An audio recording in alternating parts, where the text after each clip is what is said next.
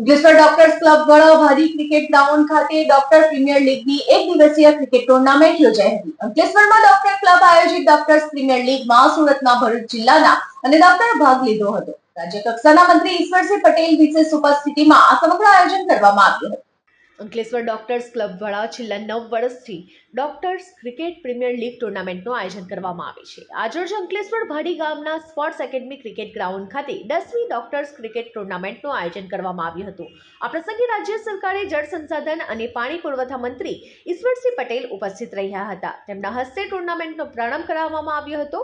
આ એક દિવસીય ક્રિકેટ ટુર્નામેન્ટમાં ભરૂચ અને સુરત જિલ્લાના ડોક્ટરોની 6 ટીમ અને મહિલા ડોક્ટરની 2 તેમજ ડોક્ટરોના બાળકોની 2 ટીમ મળી કુલ 10 ટીમોએ ભાગ લીધો હતો. આ પ્રસંગે પનવાઈ સુગરના વાઇસ ચેરમેન અને તાલુકા પંચાયતના સભ્ય અનિલ પટેલ, પૂર્વ ભાજપ પ્રમુખ નીતેન્દ્ર દેવધડા, ડોક્ટર્સ ક્લબના પ્રમુખ ડોક્ટર જિગ્નેશ પટેલ, ડોક્ટર ધર્મેશ પટેલ સહિતના ડોક્ટરો ઉપસ્થિત રહ્યા હતા.